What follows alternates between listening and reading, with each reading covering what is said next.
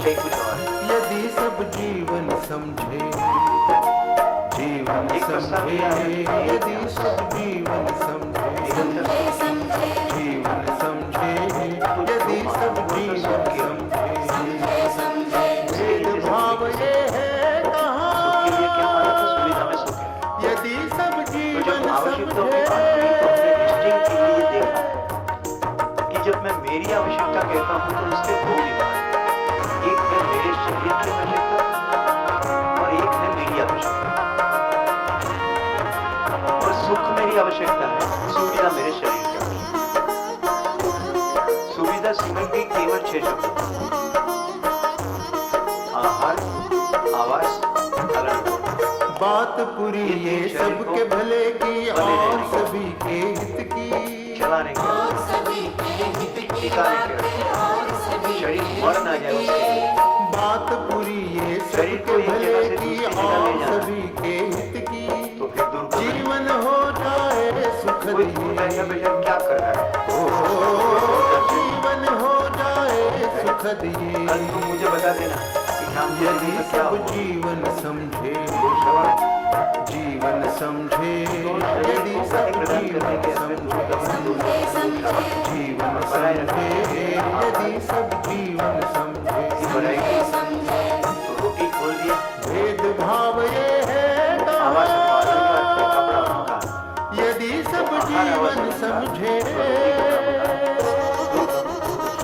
ये मेरी आवश्यकता है कि शरीर की आवश्यकता, शरीर की आवश्यकता। तो माना क्या था? ऊंच नीच मानस की मूलभूत आवश्यकता रोटी कपड़ा मकान। तो मानव की मूलभूत आवश्यकता के बदले ये बोलेंगे कि शरीर को संभाले जीवन समझे, यदि सब जीवन समझे, भेदभाव ये है यदि सब जीवन समझे, और शरीर को चला रहा है और मुझे निरंतर सुख चाहिए। निरंतर सुख पहले दिन से चला रहा है, हम अलग अलग शब्दों से। पहले ये कहा कि भाव और विचार, राइट। और आज कहां तक यात्रा पहुंची? मनोवृत्ति, चित्त, बुद्धि। अभी केवल टच किया है और इसमें गहराई से देखने का समय आएगा। तो क्या प्रस्ताव था? सुविधा में सुख नहीं। सुख है तो सुविधा आ गई, ये भी नहीं। मामला बिल्कुल अलग अलग है। सुविधा किसी न किसी श्रम पूर्वक मिलती है।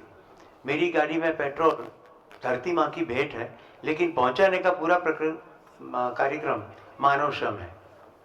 तो सुविधा के साथ कोई ना कोई मानव श्रम जुड़ा ही है।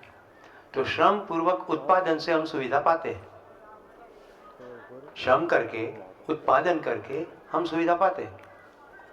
अभी जैसे ये स्क्रीन,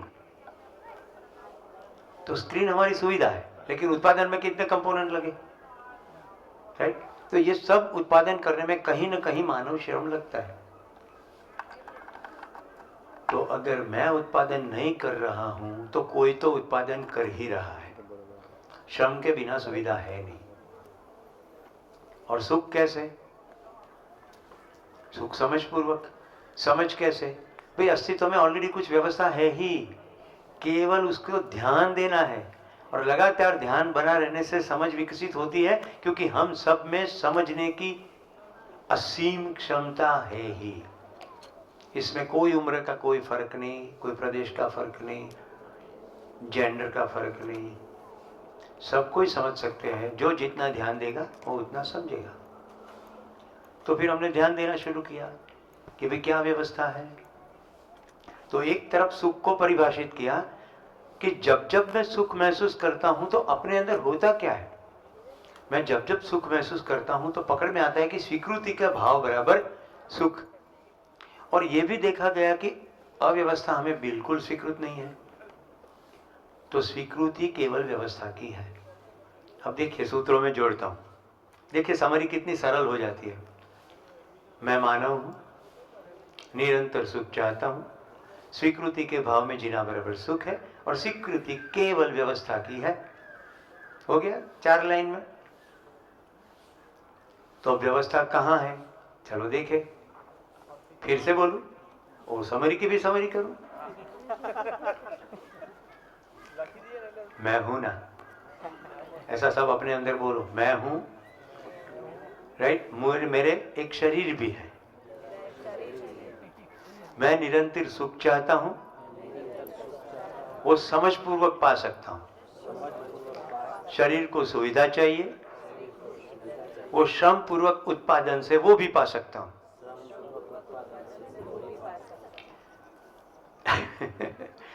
मैं निरंतर सुख चाहता हूं और सुख स्वीकृति के भाव में जीना बराबर सुख है।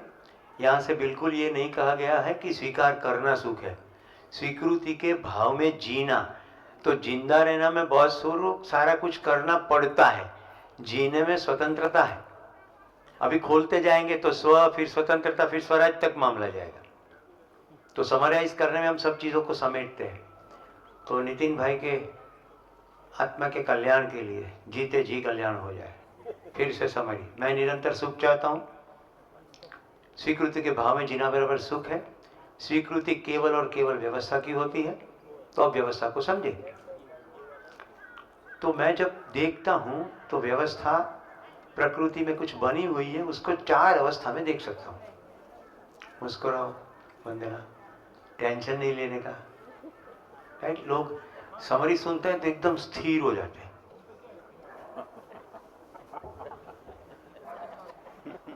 देखने वाला मैं हूं, राइट।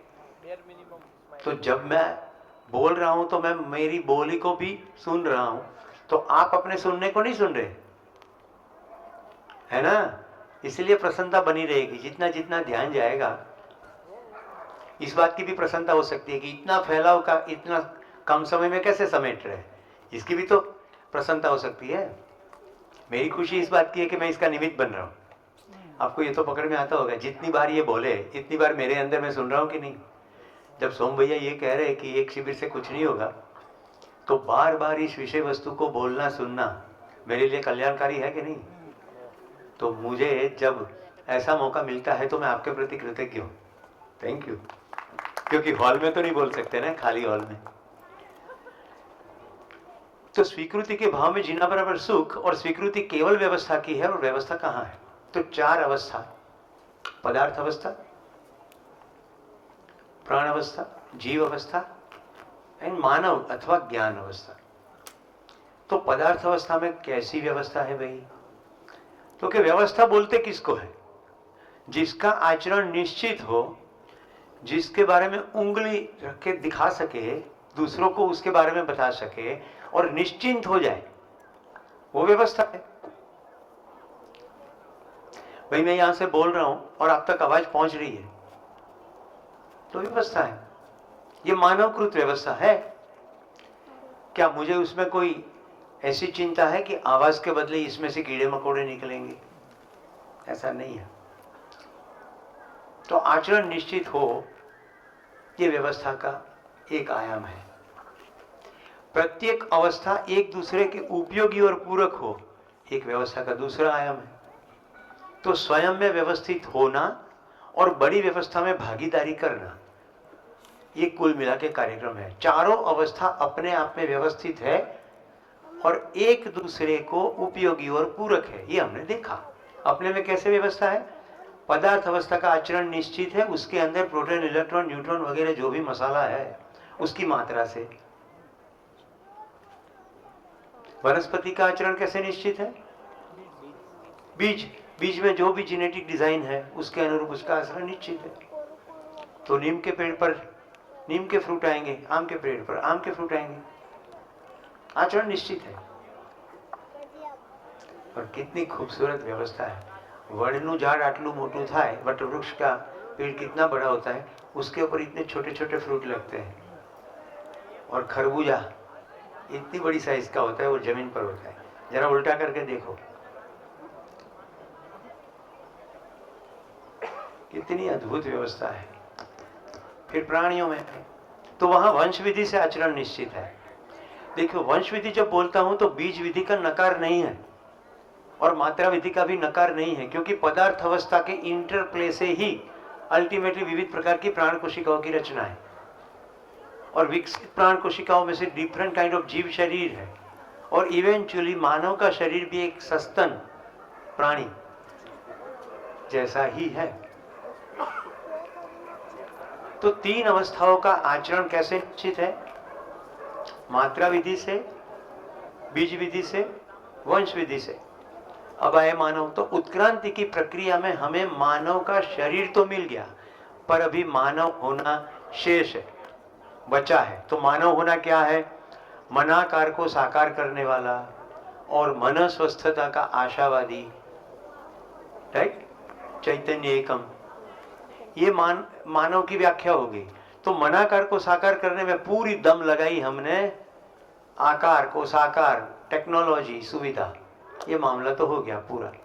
मन स्वस्थता का आशावादी, आशा बनी ही है, निरंतर सुख की आशा हर एक मानव के अंदर बनी ही है, आशावादी है। तो जितना सुख है उससे अधिक सुख चाहिए, ज्यादा दुख है तो कम दुख चाहिए, राइट? हमारे प्रोफेसर साहब ने वो 4 बिंदु कहे थे। तो दुख नहीं चाहिए, ज्यादा दुख है तो कम दुख चाहिए, निरंतर सुख चाहिए, अभी जितना है उससे अधिक सुख चाहिए। कुल मिला के मन स्वस्थता का आशावादी, चैतन्य एकम। अब उसमें कैसे आचरण निश्चित हो?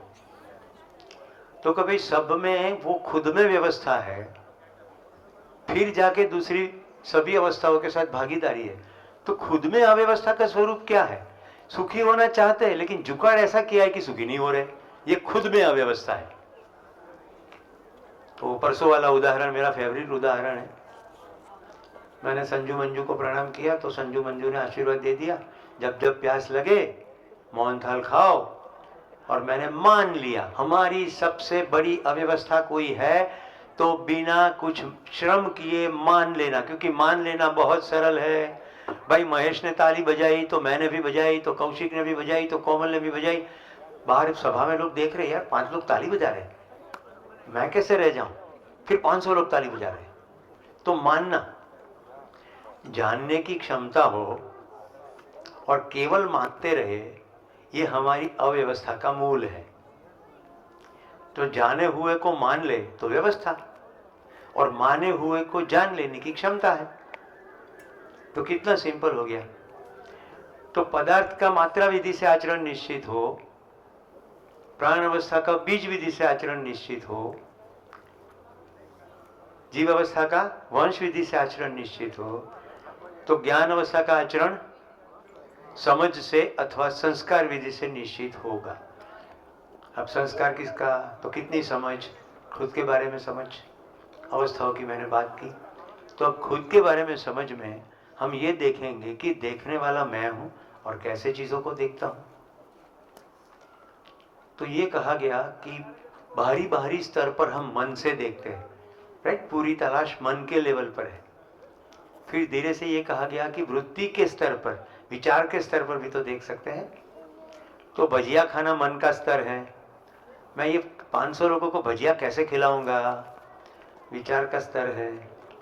और चित्त के स्तर पर मैं ये सोचूं कि मैं मानव हूं, मुझ में क्षमता है, मैं ऐसे कैसे जीऊं कि किसी को मुझे भजिया खिलाने की नौबत ही ना आए, सब अपने अपने भजिया स्वावलंबन पूर्वक खा सके, और अगर इतने मेहमान आ गए तो मैं खिला सकूं, इतने समृद्धि से भरा हूं। समृद्धि का भाव, आवश्यकता से अधिक होने का भाव।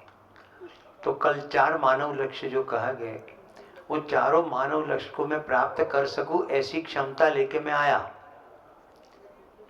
और आंख बंद करके मैं मच्छर जैसी उड़ान भर रहा हूं कि कहां से चूसूं।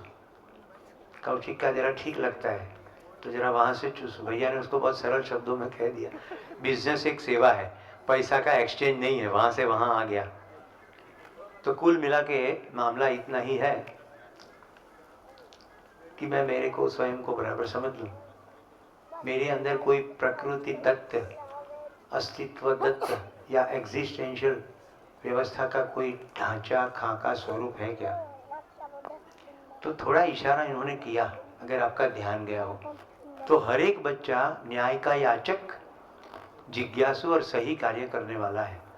ये एक अद्भुत इशारा है कि जब हम आए थे तब तो ऐसे ही थे, ज्ञान की भूख हो, लगातार प्रश्न पूछता रहता है।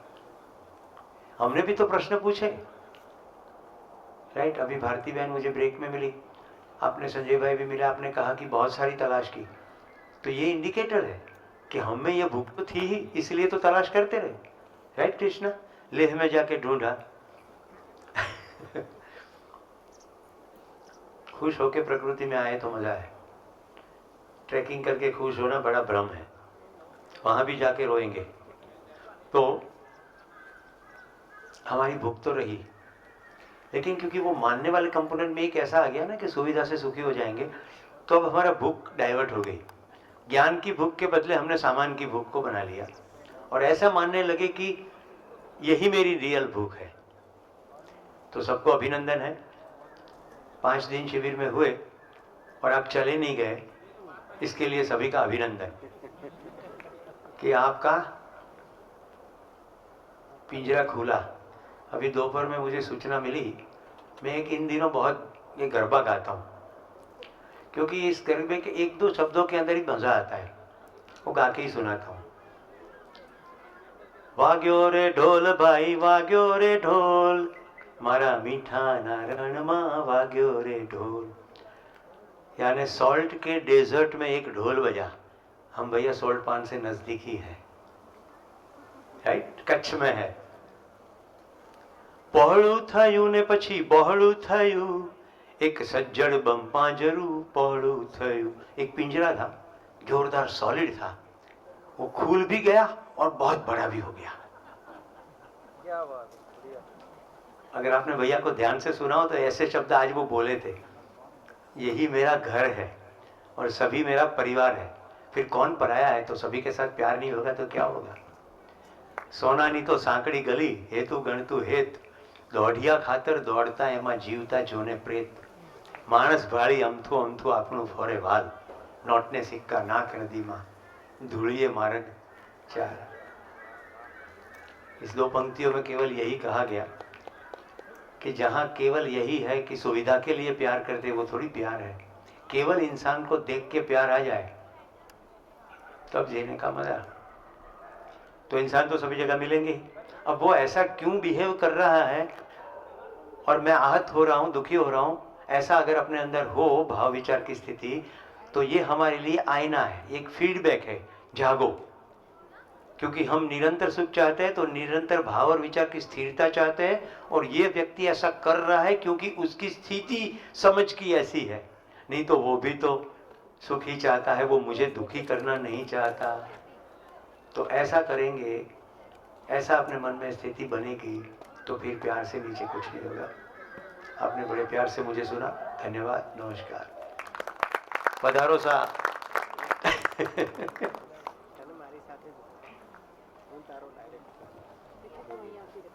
25 मिनट। एक महत्वपूर्ण सूचना है, शाम को आज 6 बजे 6:15 बजे जब भी सत्र समाप्त हो जाए तो भोजन के लिए बुजुर्ग लोग जाएंगे। मेरे साथ 20 से 30 साल की उम्र के बच्चे यहीं पर ही बैठेंगे। फ्रेश होकर के आ जाए क्विकली, क्योंकि वो पहली बैच भोजन ले, तब तक हम 15-20 मिनट की एक छोटी मीटिंग करना चाहते हैं। और एक सूचना मिली है, गिरनार नामक भवन जो है, उस भवन के अंदर किसी ने अपने कमरे के में पानी का टैप खोल दिया है होगा।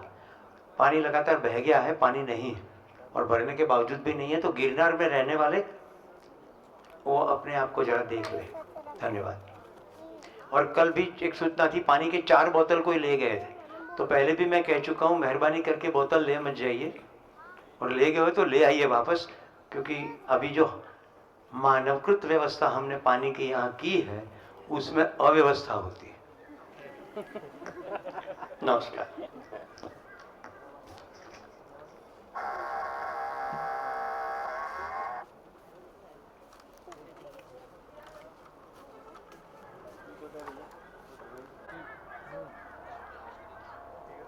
आंख से दिखता है?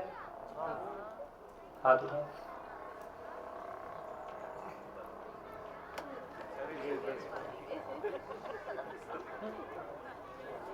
पुराने लोगों ने नहीं हाथ उठा के मतलब पानी में गई,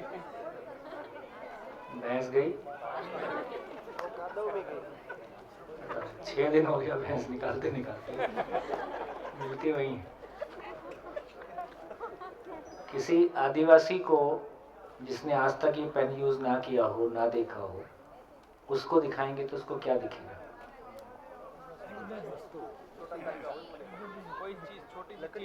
कोई चीज, ठीक, उसको पेन दिखाई देगा। इसलिए पेन आंख से दिखाई देता है, इसलिए आंख से कुछ दिखाई देता है? आंख से कुछ नहीं दिखाई देता। आंख से कुछ नहीं दिखाई देता, हाथ उठाओ।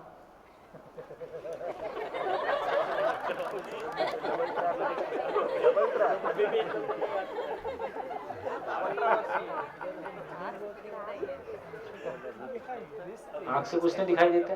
आँख से इंफॉर्मेशन जाती है, अंदर ज्ञान देखते हैं। आंख से तो कुछ तो दिखाई देता है, इंफॉर्मेशन जाती है, लाइट इंफॉर्मेशन जाती है। तो आपकी आंख खुली है और ध्यान कहीं और है, तो आंख खुली है तो रेटिना पे तो चित्र बनता है, लेकिन इंफॉर्मेशन भी नहीं जाती।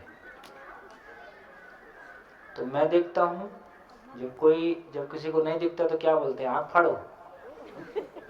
क्या बोलते हैं? ध्यान दो, ध्यान से देखो। हाँ, आंखें के बटेटा। बटेटा क्या होता है? अच्छा। डायमंड से ज्यादा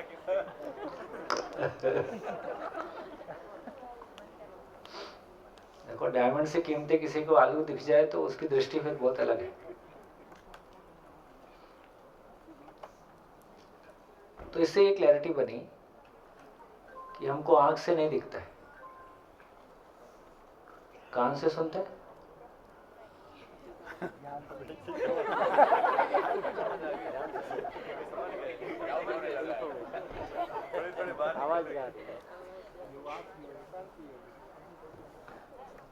कान से सुनते हैं।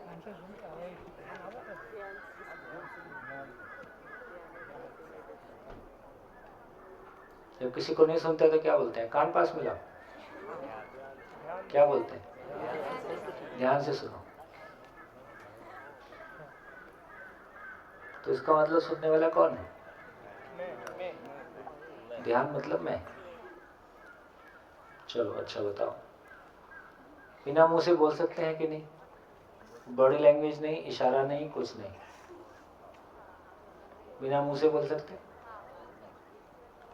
कैसे हैं? मन। और बिना कान के सुन सकते?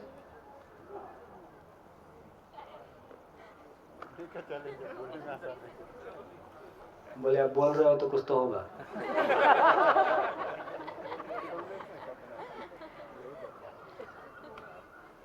देखिए, हम में से अधिकांश लोग बिना मुंह के बोलते हैं, बिना कान के सुनते हैं। अधिकांश समय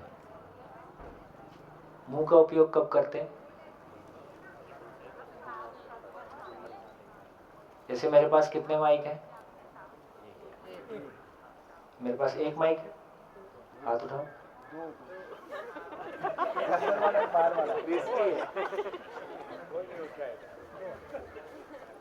मेरे पास दो माइक है, एक ये है, एक ये वाला। एक बायोलॉजिकल है, एक इलेक्ट्रिकल।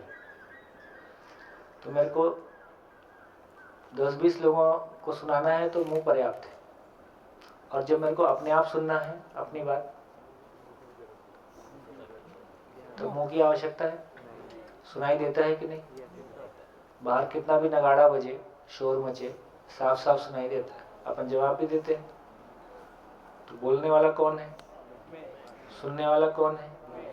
देखने वाला कौन है? फिर इंस्ट्रूमेंट का क्या करता हूँ? आवश्यकता अनुसार उपयोग करता हूँ। तो इससे हमारा ये ध्यान चला गया कि मैं ही बोलता हूँ, शरीर नहीं बोलता। मैं ही सुनता हूँ, मैं ही देखता हूँ, है ना? जब वो एयरपोर्ट पे जाते हैं ना, सीढ़ियाँ ऊंची नीचे रहती हैं कहीं, तो वहाँ लिखा रहता है माइंड योर फुट, है ना? कदमों पर ध्यान दो। हाँ, तो कदमों को ठीक से रखो, ऐसे नहीं बोल रहे, ध्यान दो। तो इसका अर्थ है कि शरीर अपने आप में शुद्ध रूप से एक इंस्ट्रूमेंट है। आवश्यकता अनुसार मैं इंस्ट्रूमेंट का प्रयोग करता हूँ। जैसे वो एक मरे हुए आदमी की आंख निकाल के जिंदा आदमी में लगा दे तो आंख दिखता है कि नहीं? मरे हुए में नहीं देखता है। इसका मतलब मरे हुए में देखने वाला नहीं था। जो मरा वो उसका दृष्टि ही न्याय धर्म सत्य का था।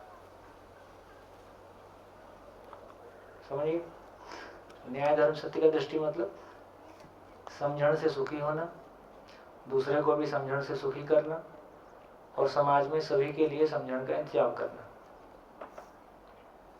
उसके लिए फिजिकल चीजें मात्र साधन था। और अभी जिसको आंख दोबारा मिली वो एकदम भोगी था। उस आंख का उसने क्या उपयोग किया? ठीक है, इसका मतलब आंख केवल एक मैग्नीफाइंग लेंस है। और जब आंख खराब होती है तो हम लेंस ही लगाते हैं। आंख से ठीक से नहीं दिखता है तो हम एक लेंस और लगा देते हैं। तो ये सारी बातों से हमारा ध्यान जाता है कि कैसे मैं इस बात को पहचानूं कि मैं अलग हूं, शरीर अलग है। ये सारा इंस्ट्रूमेंट, जैसे इंद्रियों को कहा गया इच्छा अनुसार द्रवित होने वाले अंग, शब्द स्पर्श रूप रस गंध, जो भी सारी इंद्रियां हैं, पांचों सेंसेस हैं, इनकी परिभाषा है इच्छा अनुसार द्रवित होने वाले अंग। तो इच्छा कहाँ पे है? इच्छा कहाँ है? जीवन में, मुझ में। इच्छा कौन करता है? मैं करता हूं। और जीभ पे पानी कहाँ आता है? शरीर में ना। क्या बोलते हो? गुपचुप। गोलगप्पे खाए? कितने दिन हो गया? गोलगप्पे खाए कितने दिन हो गया? क्या बोलते हो? पानी पूरी, दावेली। दावेली खाए कितने दिन होगा? पिछली बार खाई थी तो स्वाद कैसा था? पिछले शिविर में खाए थे।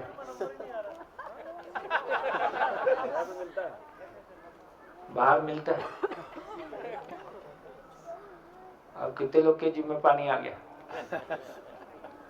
इतने में तो आ गया होगा। तो इसका मतलब क्या है कि इच्छा अनुसार द्रव्य, देखिए मैकेनिज्म देखिए कि जो इच्छा कर रहा है वो सूक्ष्म है, वो स्थूल नहीं है, फिजिकल नहीं है, केमिकल नहीं है। शरीर फिजिकल है, केमिकल है। ये मशीन कैसी है कि सूक्ष्म का कोई प्रभाव होता है जो शरीर में उस इंद्रिय में पानी ला देता है या उस इंद्रिय को वर्किंग में ला देता है। और यदि इच्छा नहीं है तो कितनी भी स्वादिष्ट चीज होगी आप पे कोई फर्क नहीं पड़ेगा। इच्छा नहीं है तो आपकी इंद्रिय उसके लिए सपोर्ट नहीं करेगा। तो सारा मामला केवल मेरी इच्छा से है। इच्छा मुझ में है, शरीर में नहीं है। इसलिए शरीर की कोई इच्छा नहीं है। शरीर शुद्ध रूप से कोशिकाएं हैं, जैसे पेड़ पौधे हैं। शरीर की कोई इच्छा नहीं है, शरीर कुछ चाहता नहीं है, शरीर दुखी नहीं होता, दुखी भी नहीं होता, शरीर में कोई दर्द नहीं होता। शरीर अपने आप में एक व्यवस्था है, साधन है। मैं आवश्यकता अनुसार उसका प्रयोग करता हूं। मैं अलग हूं, शरीर अलग है।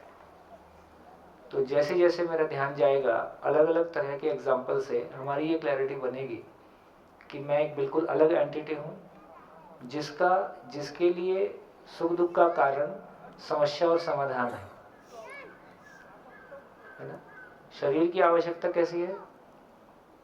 शरीर की आवश्यकता रोटी कपड़ा और उसके लिए सुविधा की आवश्यकता है। तो धीरे धीरे जैसे जैसे हम समझेंगे, कुछ टेक्निकल चीजें शेयर कर देता हूं। जैसे किसी की टांग कट जाती है तो मेडिकल साइंस में एक टर्म है फैंटम लेग, यदि आपने सुना होगा तो। टांग यहां से है ही नहीं आगे का, लेकिन यहां दर्द होता है।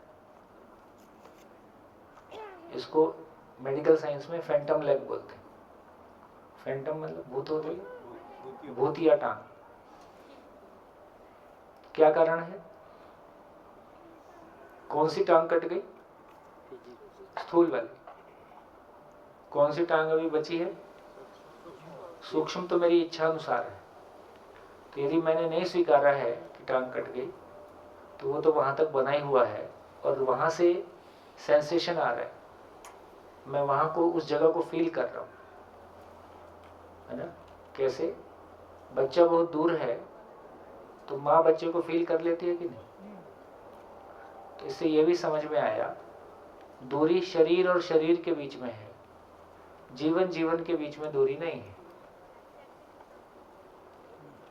दूरी का चैप्टर शरीर के साथ काम करता है, जीवन जीवन के बीच में दूरी नहीं है। जीवन 1000 किलोमीटर दूर है या आजू बाजू बैठा है, उसके लिए एक ही बात है। यदि दोनों एक दूसरे के साथ फील करने की कैपेसिटी रखते हैं, तदाकार होने की कैपेसिटी रखते हैं, एक दूसरे को चाहते हैं, तो एक दूसरे की स्थिति को फील कर सकते हैं। तो जीवन जीवन के बीच में दूरी का कॉन्सेप्ट नहीं आता है। शरीर फिजिकल एंटिटी है, इसलिए वहाँ पे दूरी का कॉन्सेप्ट आता है। जीवन के साथ में टाइम का कॉन्सेप्ट भी नहीं आता है, टाइम का कॉन्सेप्ट भी शरीर के साथ में आता है। इसलिए आप देखेंगे टाइम का हमको पता नहीं चलता है। जब मैं बहुत खुश हूँ तो मुझको पता नहीं चलता है कितना टाइम निकल गया। तो बेसिकली यदि मैं स्वीकार भाव में जी रहा हूँ तो टाइम का कॉन्सेप्ट मुझे, कितने लोगों को पता चलता है कि उनकी उम्र बढ़ रही है? हमारी उम्र बढ़ रही है ये हमको कैसे पता चलता है? बॉडी में जो परिवर्तन होते हैं वो भी आईने में देख के, या दूसरा कहता है अंकल नमस्ते, आंटी नमस्ते, मैं आंटी दिखती हूँ, अब दिख रही है तो क्या किया जाए।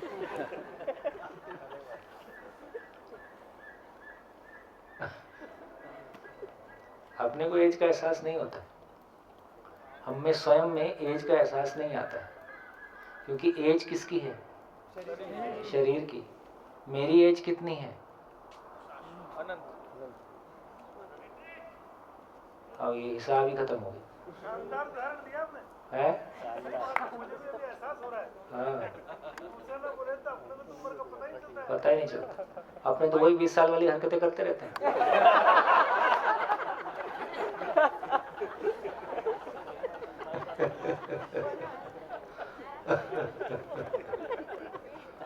है ना?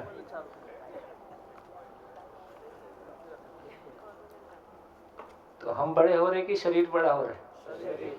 शरीर बड़ा हो रहा है। और हम भी बड़े हो जाते तो क्या होता? हम बड़े कैसे होते हैं? हम समझ से बड़े होते हैं। हम समझ से बड़े होते हैं, हम भाव से बड़े होते हैं। तो भाव का विस्तार नहीं मिला है तो उम्र ढलती जाती है, लेकिन अपने भीतर तो वही 20 साल वाला लड़का झांक रहा होता है, हम बड़े नहीं होते। तो ये सारी चीज़ें, बहुत सारी व्यवहारिक चीज़ें हैं, बहुत सारा ये सब है। तो धीरे से हमारा ध्यान इस बात पे चला जाता है। तो शरीर मर गया तो कौन मर गया? शरीर मर गया तो कौन मर गया? स्थूल शरीर मर गया। ये सूक्ष्म शरीर बचा ही रहता है ना, ये बना ही रहता है और फिर अपनी आगे की यात्रा शुरू करता है। भ्रमित कौन है, जागृत कौन है? शरीर भ्रमित है कि जीवन भ्रमित है? और जीवन जागृत होता है कि शरीर जागृत होता है? तो जीवन ही भ्रमित होता है, जीवन ही जागृत होता है। ठीक हो गया? तो ये सारी चीजें मैं सोचता हूँ कि काफी इसमें हमारी क्लैरिटी बन गई। कौन सोता है? मैं सोता हूँ कि शरीर सोता है? शरीर सोता है। कैसे माने? क्योंकि मुझे पता चलता है, मैंने सपना देखा कि मैं गहरी नींद में था। और जब सपना नहीं आया तो? गहरी नींद राज में बहुत अच्छे से सोया, मजा आ गया। बहुत अच्छे से सोया। तो इसका मतलब है कि सोने की जरूरत किसको है? जो थकता है उसको सोने की जरूरत है। थकता कौन है? जो फिजिकल है। तो शरीर फिजिकल एंटिटी है, इसलिए शरीर में थकान है, इसलिए शरीर को आराम देने का नाम सोना है। तो बेसिकली निर्णय पूर्वक कर्मेंद्रियां और ज्ञानेंद्रियों को यूज नहीं करूंगा और शरीर को आराम देने का काम सोना है। यदि विचार पक्ष चलता रहा तो नींद नहीं आएगी। तो बहुत खुशी में और बहुत थकान में नींद नहीं आती, है ना। तो इससे क्लैरिटी बनती है कि फिर मुझको तो सोने की आवश्यकता नहीं है। मैं तो कभी भी आज तक सोया नहीं हूँ और आगे भी कभी नहीं सोऊंगा। तो मैं सोने वाली चीज़ नहीं हूँ। जैसे जैसे हमको, जैसे दिन के समय में हमारे को अपने विचारों पे अधिकार बना रहता है, कोई गलत विचार आता है तो हम उसको रोक लेते हैं। लेकिन रात के समय में ये अधिकार हमारा उतना नहीं बना रहता है जितना दिन में बना रहता है, सपनों में। तो धीरे से हमारा ध्यान जाएगा, तो जैसा दिन में बना रहता है वैसा रात में भी, सपने में भी बना रहता है। मैं हूँ ये भी पता चल रहा है, सपना चल रहा है ये भी पता चल रहा है, शरीर सोया है ये भी पता चल रहा है, और मैं जग रहा हूँ ये भी पता चल रहा है। ऐसा भी किन्हीं क्षणों में हमको ऐसा एहसास भी हो जाता है। तो इससे हमारी क्लैरिटी बनती है हर चीज़ के बारे, कौन देखता है, कौन सोता है, कौन खाता है, कौन खिलाता है ना। तो ऐसे हर चीज़ को हम देखते हैं तो हमारा एक एक चीज़ के साथ में निष्कर्ष आता है, और धीरे धीरे मैं एक अलग एंटिटी हूँ, शरीर एक अलग एंटिटी है, दोनों की आवश्यकता अलग है, एक से दूसरे की आवश्यकता पूरी नहीं होती, दोनों की आवश्यकता पूरे करने का तरीका अलग है। ये क्लैरिटी अपने में आने से अपना भाव और विचार अब कैसा चलेगा, उसमें निश्चितता होगी कि अनिश्चितता होगी? अब किसी से अनावश्यक प्रभावित होंगे? अब अनावश्यक प्रभाव, अब ये समझ में आ गया यार, गाड़ी आने जाने की चीज है, गाड़ी आने जाने की चीज है, लोहे का टपरा मेरा स्टेटस सिंबल नहीं हो सकता। तो बहुत सारे, कितना आराम मिल गया, बहुत आराम मिल जाता है। तो हमने जो बोझा अपने ऊपर लादा हुआ है, जैसे जैसे हमारे को हमारा भाव और विचार अस्तित्व सहज हो जाता है, नेचुरल हो जाता है, हमारा बिहेवियर नेचुरल हो जाता है, हम उतने आराम में आ जाते हैं। बढ़िया। तो इस बात को यहीं रोकते हैं और आगे बढ़ते हैं। आगे बढ़ने के क्रम में मैं सोचता हूँ कि अब हमारा न्याय समझ में आ गया, न्याय के बारे कुछ क्लैरिटी बनी, धर्म के बारे कुछ क्लैरिटी बनी, और सत्य के बारे क्लैरिटी अभी बनना शेष है। न्याय, धर्म, सत्य तीनों की क्लैरिटी बन जाए तो फिर मैं जीवन क्रिया पे चलूँ। तो अभी हम चर्चा करते हैं और आगे चलते हैं, सत्य को एक बार एक्सप्लोर करते हैं, फिर आगे बढ़ेंगे। बोर्ड साफ, तीनों बोर्ड साफ। तब तक हम कुछ बात करते हैं। हाँ जी, तैयार ही रहते हैं।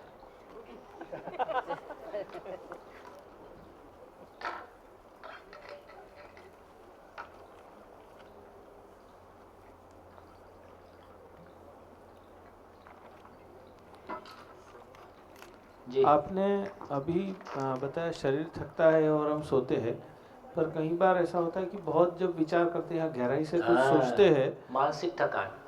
हाँ, हाँ, तो सोते भी है। मानसिक थकान कब आती है? तब तो 20-25 मिनट की डीप डाइव होती है, वो भी बहुत जोरदार। मानसिक थकान का क्या मतलब है? विचारों का थकान। मानसिक थकान का मतलब है समस्या समाधान का ना होना। तो जब मेरे पास समाधान नहीं होता है, इसका नाम मानसिक थकान है। नहीं, उसके सिवा देखिए, कोई चीज पसंद समझ में आ जाए, उसके बाद भी ऐसा होता है। कोई चीज समझ में आ जाए, हाँ, काफी समाधान मिल जाए, फिर भी ऐसा होता है कि बस अब इससे आगे हो गया, अभी ये कर देते हैं। फिर कई बार गणित बहुत करते हैं, गिनतियाँ, वही जो पहले आप मेहनत कर चुके हैं, फिर उसकी थकान तब याद आती है। देखिए, शरीर की थकान हमको स्वीकार है कि मानसिक थकान हमको स्वीकार है? शरीर की थकान हमको स्वीकार है। क्यों? क्योंकि शरीर की थकान नेचुरल है, इसलिए वो स्वीकार है। मानसिक थकान अननेचुरल है। हमको अपेक्षा यही है कि हम समाधान के साथ हो। हमारे पास समाधान ना हो, ये हमारा एक्सपेक्टेशन नहीं है, ये हमारी उम्मीद नहीं है। इसलिए मानसिक थकान हमको स्वीकार नहीं है। तो बेसिकली समाधान का ना होना, और यदि समाधान आपके पास है, आपको 24 घंटे कोई थकान नहीं है। थकान जैसा चीज, फिजिकल थकान हो सकती है। मैं दिन भर खड़ा होता हूँ मान लो, तो मेरी टांग शाम को बोल सकती है कि हाँ भाई, टांग से मुझको लग सकता है कि हाँ थोड़ा अब रेस्ट की ज़रूरत है, लेकिन अदरवाइज कोई थकान नहीं। मानसिक जैसा कुछ भी नहीं। सुबह से शाम तक, आज हमारा छठा दिन है, पांचवा नहीं है, छठा होगा, पांचवा है। आज क्या डेट है? 6, 7, 8, 9। अच्छा, आज छठा दिन है, पांचवा दिन। अब कुछ पता नहीं चलता है, ना दिन का पता चलता है, ना डेट का पता चलता है। और यदि सेशन करते करते कभी कभी सुबह करते रहते हैं और शाम का फीलिंग शाम का करते करते सुबह का फीलिंग आ जाता है। तो जब आप उस एक्टिविटी के साथ में बहुत पूरी तरह से जुड़ जाते हो तो आपका टाइम फ्रेम टूट जाता है, तो बहुत पता नहीं चलता है इन सब चीज़ों का। हाँ जी, तो ये हो गया मानसिक थकान का मतलब है समाधान का ना होना। हाँ जी भाई, ये जो मैं हूँ वो शरीर से भिन्न है, तो मतलब हमारा जो ये फिजिकल बॉडी है, शरीर है, उसका मैं के ऊपर कोई प्रभाव नहीं है ना। दर्द होता है पता चलता है, भूख लगती है पता चलता है। भूख लगती है किसको पता चलता है? मतलब वो चित्त तक तो नहीं जाता है ना? भूख शरीर को लगती है कि मुझको लगती है? शरीर में इफेक्ट होती है, मुझे पता शरीर में कोई प्रभाव होता है जिसको मैं पहचानता हूँ कि ये भूख है। बच्चे को भूख लगती है रोता है, और हमको भूख लगती है हंसते हैं। क्या फर्क है? बच्चे को नहीं बोलते रो रहा भूख लग रही है, तो बच्चे को भूख लगती है रोता है, हमको भूख लगती है तो हंसते हैं। कारण हमने सुविधा को पेट में जो जलन होती है बच्चे को नहीं समझ में आ रहा है क्या गड़बड़ हो रहा है। हमको पता है ये जलन नहीं है, ये भूख है। आपको मिला मजा आएगा, आप दावेली आएगी।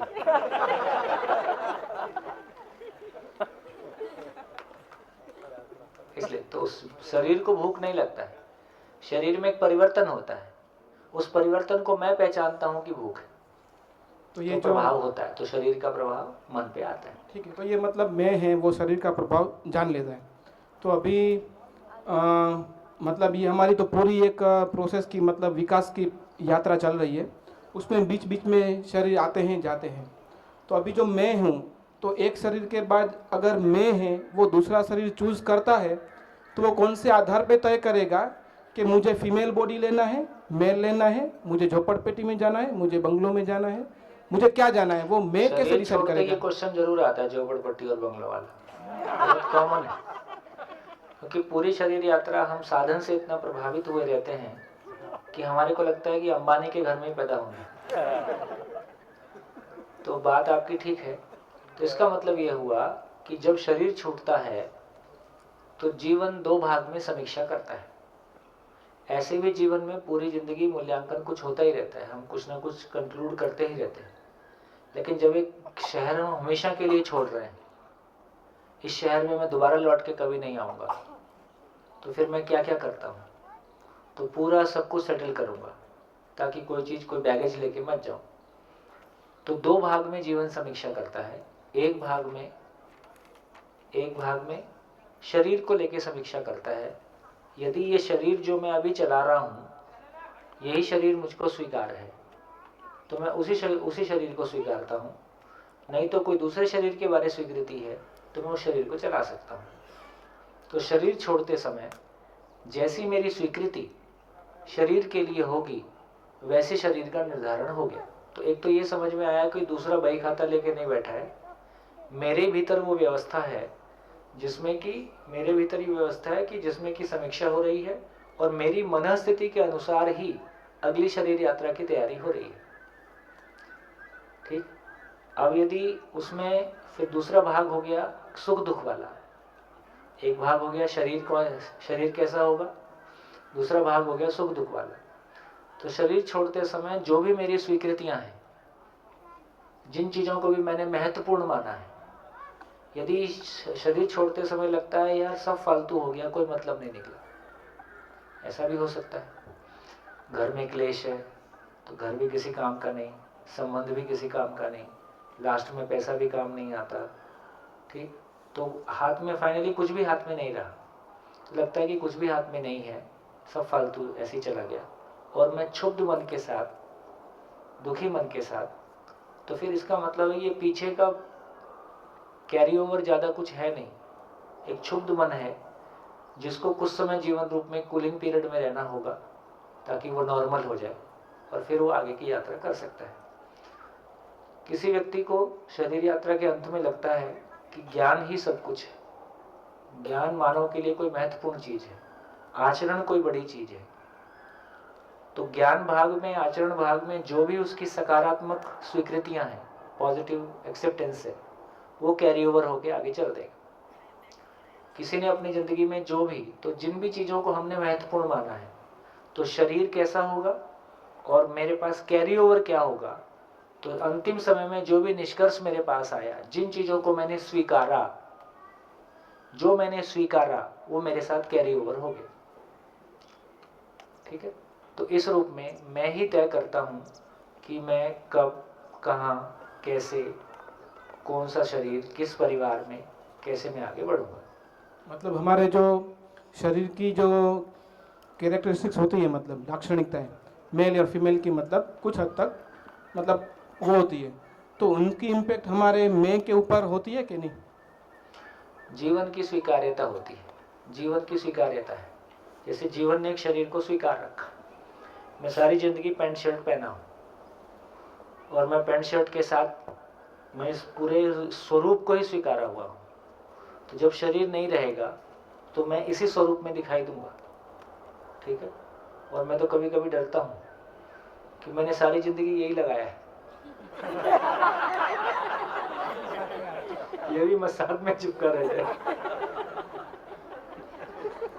इस मामले में जो लोग बिना समझे अंगदान करते हैं, जो किसी दूसरे के आवेश में आके, दूसरे के बहकावे में, जैसे किसी ने आंख दूसरे के बहकावे में आके दिया, मतलब अपने समझ से नहीं दिया है, और उसको ये स्वीकृति है कि अब आंख नहीं है, तो अगली शरीर यात्रा में उसके पास आंख ना रहे, आंख होते हुए भी ना देख पाए, क्योंकि उसने मान लिया कि अब आंख नहीं है।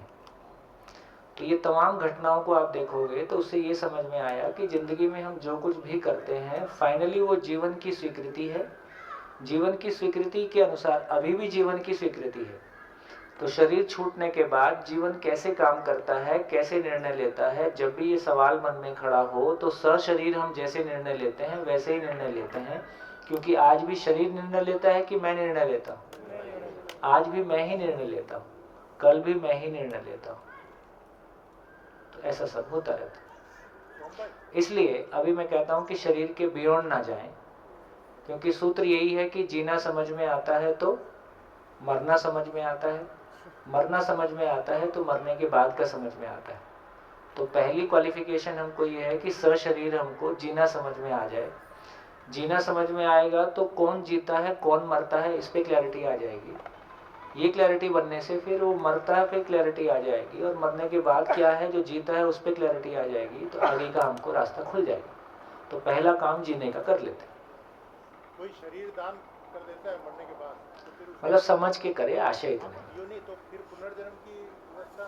नहीं, शरीर दान करता है तो यही समझ में आया ना कि यार शरीर मेरा साधन है और ये साधन मिलते रहता है।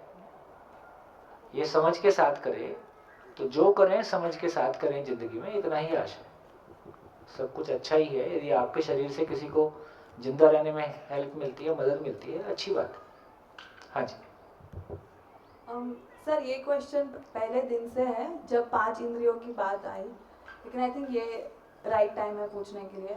सिक्स्थ सेंस जो है कि जिसके अंदर प्रोप्रायोसेप्शन और एक्स्ट्रा सेंसरी परसेप्शन, मतलब मैं अगर मेरे शरीर को पता रहता है कि मेरा हाथ कहाँ है, और मैंने थोड़ा होमवर्क भी किया फिर, क्योंकि क्वेश्चन पूछना था, तो इसमें रिमोट व्यूइंग, मैं यहाँ पे हूँ लेकिन मुझे किसी और जगह का भी दिखता है। साइंटिफिकली प्रूवन नहीं है, लेकिन क्या हम ये कह सकते हैं कि ये सूक्ष्म शरीर के थ्रू ही होता है? देखिए, जीवन में अनुमान क्षमता है ना? तो जीवन में अनुमान क्षमता है। ये अनुमान क्षमता टाइम और स्पेस के कॉन्टेक्स्ट में फैलता है। जब टाइम के कॉन्टेक्स्ट में फैलता है तो हम भूत भविष्य देख सकते हैं। जब स्पेस के कॉन्टेक्स्ट में फैलता है तो हम किसी दूसरी जगह को व्यू कर सकते हैं। तो जीवन में ये कैपेसिटी है। इन्हीं सब चीज़ों को सिद्धि कहा जाता है। तो जिन लोगों ने इस तरह की किन्हीं चीज़ों के लिए मेहनत की है, तो उनको उस तरह की जैसे मोबाइल एक सिद्धि है कि नहीं है, हम कहीं भी रहें बात हो जाती है। तो इसका अर्थ है कि जिस तरह से स्थूल जगत की सिद्धियां हैं, ऐसे ही सूक्ष्म जगत की भी अपनी सिद्धियां हैं। जीवन के अपने एक्सप्रेशन हैं, अलग अलग डायमेंशन हैं। तो वो डायमेंशन लोगों ने मेहनत की है, उन स्थितियों को पाया है। उसी तरह से उसका विधिवत अध्ययन की बात हम करते हैं तो जितने भी बहुत सारी हमारी स्थितियां हैं, समुद्र सागर है, आदमी को चेहरे को देख के कुछ आदमी कह सकता है, आदमी के पैर को देख के कुछ कह सकता है, एस्ट्रोलॉजी है, एस्ट्रोनॉमी, तमाम ये चीज़ें भी अलग अलग तरीके से देखने का ही दुनिया है। ज्योतिष, ज्योति से बना। कोई प्रकाश हो जाता है, प्रकाश का मतलब है कि आदमी की देखने की क्षमता बढ़ जाती है। लेकिन फाइनली सब कुछ देख के क्या निकलता है? सब कुछ देखने से फाइनली आचरण नहीं निकलता है, तो वो सिद्धि का भी दुरुपयोग होने की तरफ, या फिर उसका भी कोई बहुत फायदा नजर नहीं आता। तो ये बिल्कुल वैसे ही है, जब तक कोई चीज नहीं मिली तब तक उसके लिए आकर्षण है, मिल गई तो सामान्य है। वो पुलिस वाला एग्जाम्पल दिया था वही कि समझ नहीं है तो फिर उसका यूज कहाँ करेंगे। बस बस। और एक क्वेश्चन है, पता नहीं मैं ठीक से आर्टिकुलेट कर पाऊंगी, कि जैसे मैंने ये शर्ट ली तो मैं इसको ट्राई करती हूँ, फिर लेती हूँ, मैथ्स पढ़ा, फिर पता चला ये नहीं समझ में आ रहा। तो वैसे ही जैसे आपने बताया कि जीवन जब ब्रेन का डेवलपमेंट होता है तब वो आता है, तो क्या वो भी इसी तरह जैसे हम शर्ट की टी शर्ट की विंडो शॉपिंग करते हैं, तो क्या वो भी आके फिर देखता है कि कौन से वातावरण में जा रहा है, फिर नहीं मज़ा आया तो फिर दूसरे फीटस पे गया? हाँ, ऐसा नहीं है, मतलब इतनी भी इस तरह की स्थिति हमारी तरह भ्रमित नहीं है वो। क्योंकि तो फिर तो कैसे पता चलेगा? जीवन को जिस शरीर को चलाना है वो उसी के साथ बना ही रहता है। मतलब जीवन में अब ये क्वेश्चन भी खड़ा हो सकता है कि एक गर्भ है और 10 लेने वाले हैं, तो वो लोग आपस में झगड़ा करते हैं कि हाँ, तो वो तो सबसे श्रेष्ठ होगा, वो उसको पहले चांस दिया जाएगा। बस बस बस। हाँ। तो फिर उसमें उस तरह की प्रॉब्लम नहीं। हमको इधर रह के उधर भी प्रॉब्लम ही नजर आती है। हमारा धंधा ही है प्रॉब्लम क्रिएट कल्पनाशीलता है तो जा रही है। जा रही। कल्पनाशीलता समाधान के अर्थ में कहाँ जा रही है? समस्या के अर्थ में जा रही है। लेकिन ये ठीक है कि जीवन में अनुमान क्षमता है। देखिए, मतलब बहुत सारी चीजों पे अपन ध्यान देंगे ना, तो धीरे धीरे हमारा ध्यान जाता है कि हम एक ऐसी दुनिया हमने बना ली है जहाँ शरीर और शरीर के आकर्षण और शरीर का ही खुशहाली उतना ही फैला हुआ है।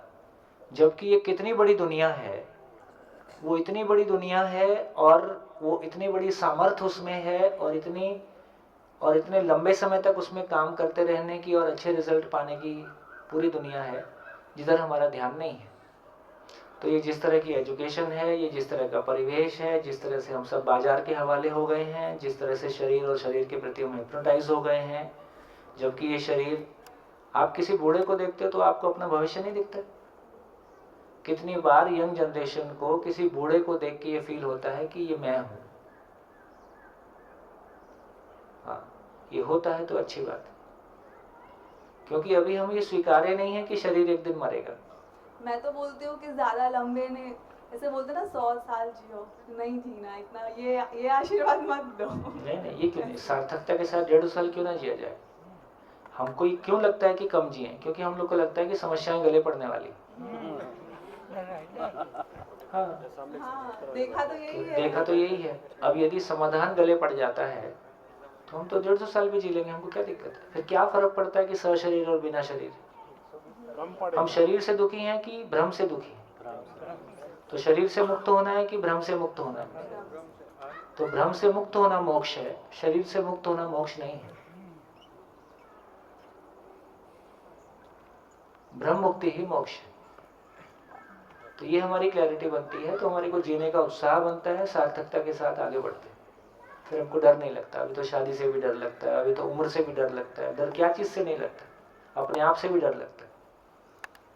लगता है एज से तो काफी, अभी मैं 23 साल की हो जाऊँ। हाँ, 23 साल टाइम कम है। हाँ, टाइम तो एज से क्यों डर लगता है? एक तो हमको एकदम लगता है कि जवान दिखें, वो भी एक एंगल हो सकता है। ये बूढ़ा दिखना ठीक नहीं लग रहा है। जब आपको खुद का चेहरा दिखता है, फिर आपको उस बुढ़ापे से भी डर नहीं लगता। ये सारी चीजें क्या है? हम शरीर के साथ हिप्नोटाइज्ड हैं, हम शरीर के साथ तदाकार हैं। मैं शरीर हूं, और जब भी शरीर की स्थिति खराब होती है, ये अपने को स्वीकार नहीं है। मेरी स्थिति अच्छी होती है और मेरी अच्छी स्थिति के साथ जो है सब स्वीकार ही रहता है। स्वीकार का ही तो भाव है, सारी स्वीकृति का खेल। कोई पॉइंट के बाद मेरे बाल सफेद हो गए, एक दिन होना ही था। कोई दिन के बाद लोग अंकल कहने लगे, अभी दादू भी बोल देते हैं, है ना? ठीक है, स्वीकार लिया, ऐसे ही है, होना ही है। लेकिन कब ये स्वीकार लिया? जब आपके अंदर से वो खुशी बनी हुई है, अपनी सार्थकता के साथ आप चल रहे हो। नहीं तो शरीर के जाने से सब कुछ लुटा हुआ मालूम होता है। शरीर गया मतलब सब कुछ लुट गया, ऐसा नहीं है। बढ़िया, बहुत बढ़िया। तुम्हारी पीढ़ी से ये उम्मीद है कि जम के जियो। हाँ जी। सोम भैया, बारिश हुई तो जो मेढक कुएं में चला गया था वो वापस आ गया। हाँ 10 साल पहले का एक क्वेश्चन है। मैं मेरे बेस्ट फ्रेंड के साथ हम लोग डिस्कस कर रहे थे, लेकिन समझ के अभाव से वो क्वेश्चन वहाँ पे ही छोड़ दिया था और दबा दिया था। आपने बताया कि मैं से शरीर में आता है मैं, तो पहला शरीर मैंने कब धारण किया और कैसे किया, एक क्वेश्चन है। दूसरा क्वेश्चन है कि हम लोग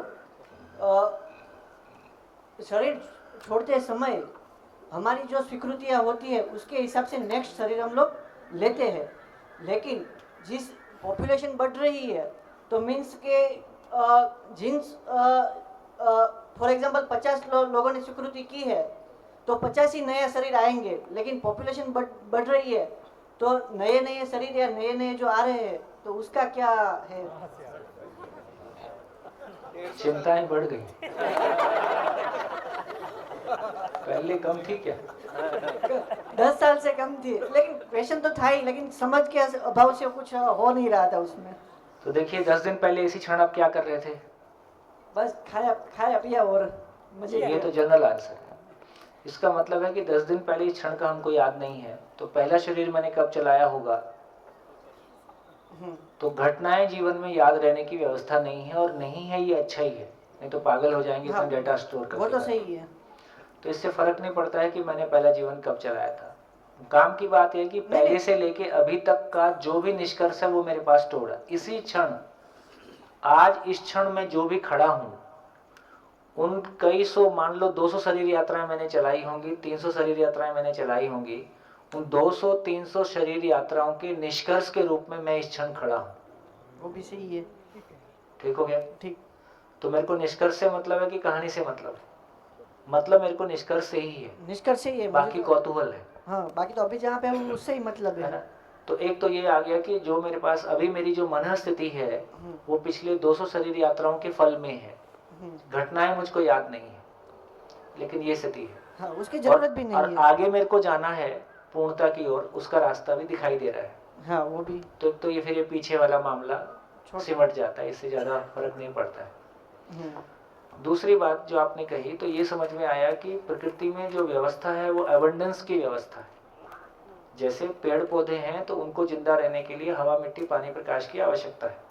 जितने पेड़ पौधे हैं उनकी तुलना में हवा, मिट्टी, पानी, प्रकाश कितना ज्यादा है? बहुत ज्यादा है। जितने पशु पक्षी हैं उनके लिए फॉरेस्ट और बाकी सब की जरूरत है, उनकी तुलना में कितना ज्यादा है? बहुत ज्यादा है। इसलिए जितने गर्भ उपलब्ध रहेंगे, जिन गर्भ को जिनको जीवन चला सकता है, उससे बहुत अधिक संख्या में जीवन हमेशा बना ही रहता है। तो सभी जीवन लगातार शरीर चलाते हैं ऐसा नहीं है। यदि टोटल पीरियड आप देखोगे तो हमारा शरीर चलाने वाला पीरियड कम है, बिना शरीर वाला पीरियड ज्यादा होता है। ठीक, या कम ज्यादा भी हो सकता है।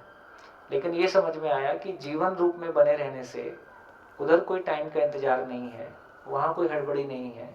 तो सहज रूप से जब जैसा जिसका मनस्थिति बनता है वैसी आगे की व्यवस्था बनी रहती है, और नहीं तो इंतजार 10 साल, 20 साल, 100 साल एक ही बात है। तो इसलिए जितने गर्भ उपलब्ध होते रहेंगे उतने जीवन उसको चलाने के लिए आते रहेंगे। ये व्यवस्था बनी हुई है, इसमें हमको आपको चिंता करने की जरूरत नहीं है। ठीक है, बढ़िया, चलिए। सर, ये सपने जो होते हैं वो क्यों आते हैं? और कई बार तो ऐसा होता है कि जो सपने आते हैं ना, उसमें भी कई जगह पर ऐसा लिखा हुआ था कि सपोज आपको सपने में सांप दिखता है तो इसका कोई ये स्पेसिफिक मीनिंग होता है, अगर आपको आम दिखता है तो इसका एक मतलब होता है। तो ये सब है सच? लोगों ने कुछ ऑब्जर्वेशन किए होंगे, उसका कोई इस तरह का निष्कर्ष होगा, मैं कह नहीं सकता। कई बार वो ठीक भी होता है, कई बार वो अनुमान भी होता है, लेकिन ये बात ठीक है। इससे ये तो समझ में आता है कि मैं तो जग रहा हूँ। ठीक, तो मैं जग रहा हूँ एक बार, और सपने में क्या आएगा क्या नहीं आएगा उसके लिए सूत्र है। व्यवहार में प्रमाणित ना होने वाली कल्पनाएं स्वप्न है। मतलब जो लोग कहते हैं कि आप जो पूरा दिन सोचते रहते हो उसी के रिगार्डिंग सपने आते हैं। जो सोचते, जैसे आपको ये सपना कभी आया कि मैं लड़की हूँ कि लड़का हूँ? ये नहीं आया, क्योंकि इसमें कोई, ये आपने गहरे में स्वीकारा हुआ है कि मैं लड़की हूँ, इसलिए ये सपना कभी नहीं आएगा। कि आपको ये सपना आया कि मैं गुजराती बोल सकती हूँ कि नहीं? ये भी नहीं आएगा, क्योंकि आपको इसमें कोई शंका नहीं है कि मैं गुजराती बोल सकती हूँ। तो व्यवहार में प्रमाणित न होने वाली कल्पनाएं स्वप्न है।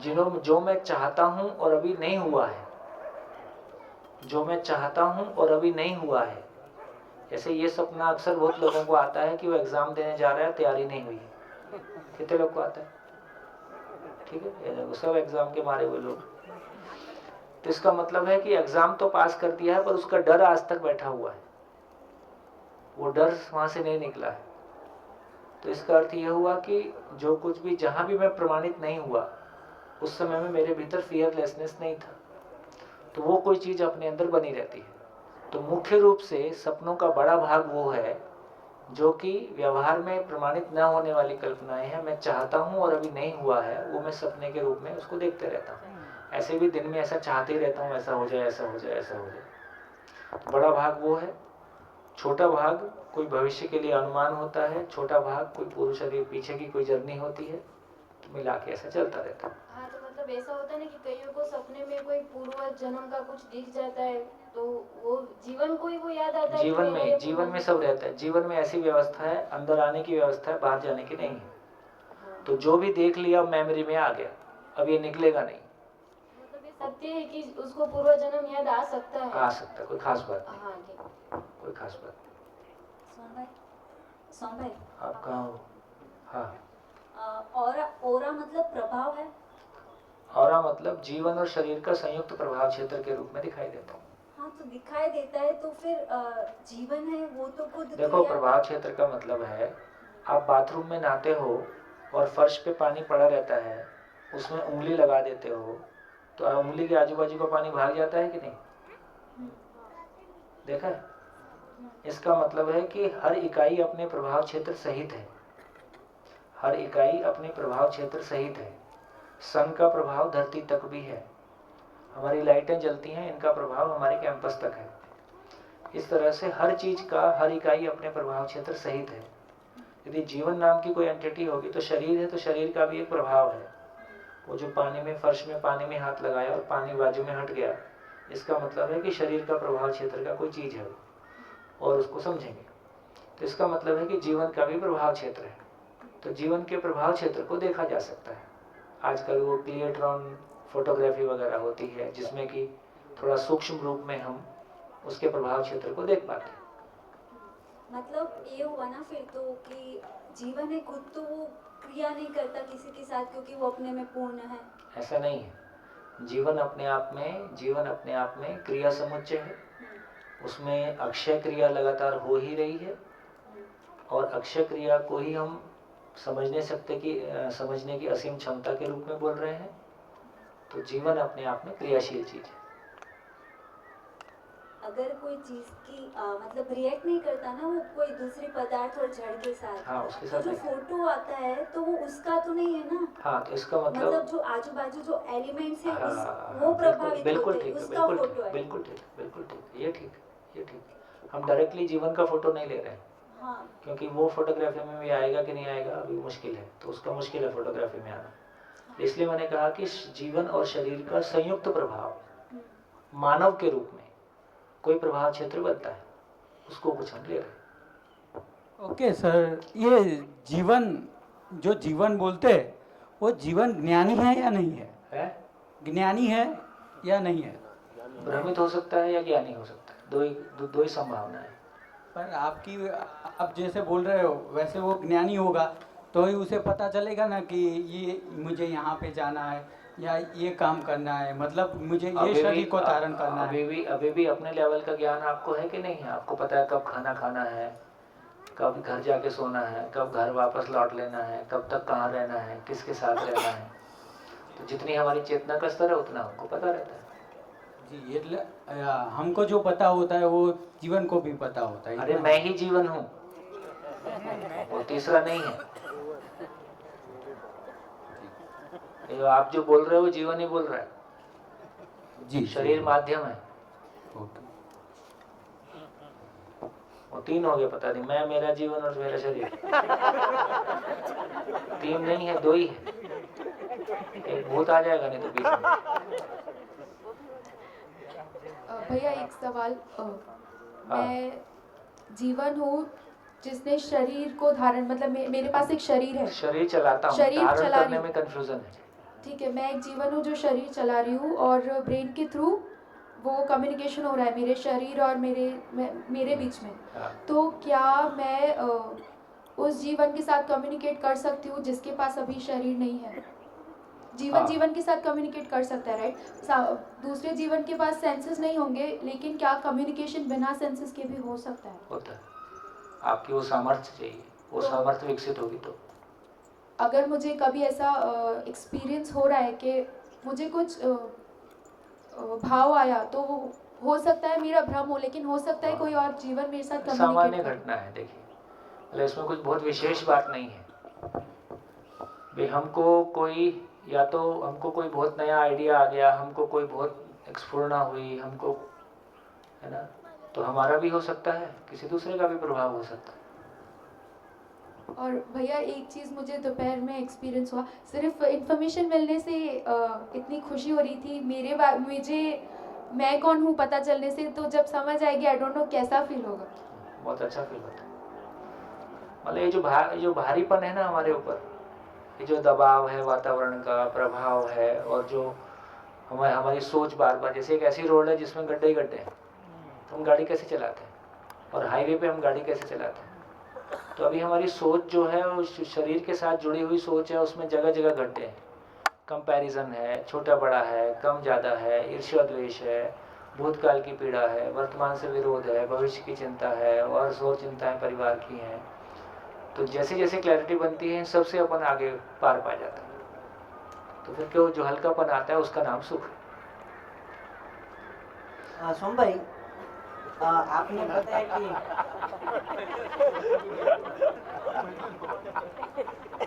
बोलो कि जीवन में सिर्फ आने की छुट्टी है, उसमें जाने की छुट्टी नहीं है। हाँ, मतलब जो भी मेमोरी आ गई वो वापस नहीं, अब खत्म नहीं हो सकता। हाँ। उसका प्रभाव हमारे ऊपर नहीं रहेगा, बस इतना हो सकता है। अच्छा, उसका प्रभाव नहीं रहेगा। उसका प्रभाव, जैसे कोई घटना भूतकाल में ऐसी घटी है जिसको लेके आपका मन बहुत पीड़ा में है, हाँ, तो मेमोरी नहीं जाएगी अब। अच्छा, मेमोरी हमेशा बनी रहेगी, लेकिन उस मेमोरी से जुड़ा हुआ जो नेगेटिव प्रभाव है वो समय के साथ साथ या समझदारी से वो प्रभाव खत्म हो जाता है। सोम भाई, स्वप्न और सबकॉन्शियस माइंड में क्या समानता है? चलो जीवन खुल जाए तो फिर बात करें। हाँ जी, हो गया। जैसे अभी आप बता रहे हैं कि अंतिम समय पे हमारी जैसी स्वीकृति होती है, हम वैसा शरीर धारण करते हैं, आगे की यात्रा करते हैं जी। तो ये मानव में है, ये पशु पक्षियों जानवरों में भी होता है। पहले मानव से निपट लेते हैं। नहीं, मैं बताऊँ, ये घटना मेरे पास है कि एक व्यक्ति ने एक कुत्ते को पाला था। हमारे परिचित है, देखी वाली घटना है, ये बाहर की नहीं है। तो तल्ले को पाला, बड़ा हुआ, कुत्ता हुआ, अच्छी तरह परवरिश की, वो रहने लग गया। समय, क्योंकि शहर में ज़्यादा केयर होती है, देहात में नहीं होती है, वो गांव में रहते थे। गांव में कुत्ते को खुजली हो गई, वो साले बाल उड़ गए उसके, और वो खराब हो गया। अब वो घर वाला जिन्होंने पाला था, वो उससे पीछे छुड़ाने के लिए उसे कहीं छोड़ आए, लेकिन वो फिर वापस आ जाए, फिर छोड़ आते थे, बाजार में छोड़ आते थे, फिर आ जाता था। एक बार उन्होंने क्या किया कि उसके चारों पैर बांधे और एक नदी में डाले आए, बहती हुई नदी में। अब वो मर गया। उनकी पत्नी गर्भवती थी। कुछ दिन बाद वो उनके यहाँ बेटा पैदा हुआ, तो उसके दोनों हाथ और दोनों पैर पोलियोग्रस्त आए थे गर्भ से। तो वो उनका कहना ये था कि ये वो कुत्ते का जीव जो है वो मेरे यहाँ आ गया, और उसकी उन्होंने परवरिश की। तो जो करे उसी की सारी सेवा, जितने कुत्ते की मेरी आयु होती करीब 6 साल, उतने साल तक वो बच्चा उनके पास रहा, और उनकी परवरिश की, उसकी उसके बाद 6-7 साल बाद वो चला गया। ये हमारी घटना देखी हो सकता, ना भी नहीं कर सकता, हाँ भी नहीं कर सकता।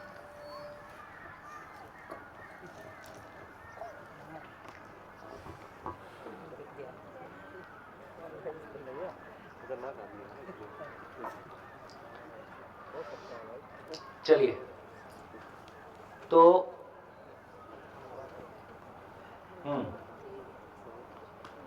अब क्वेश्चन नहीं करेंगे।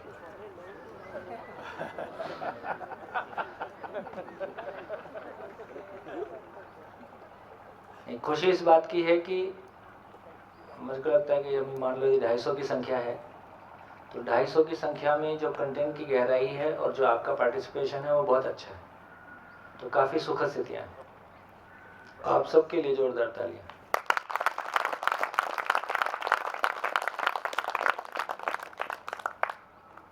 थोड़ी सी आगे की यात्रा शुरू करते हैं। तो देखिए, दोबारा वहीं लौटते हैं, क्यों जी रहा हूं। आप 10 मिनट पहले दिखा देते हो क्या मेरे को हाथ, ये मानते हुए कि 10 मिनट तो चलेगा। 4:30 बजे करना है ना, मेरी घड़ी ठीक है, ये 4:20 बजा रही है, तो 10 मिनट है नहीं, यदि है तो मैं बोलूँ, नहीं तो फिर ऑफ करो। चाय बन गई, आ गई है, तो फिर ऑफ करते हैं। धन्यवाद, चाय पीजिए, फिर बात करते हैं। लौट के आइए फटाफट।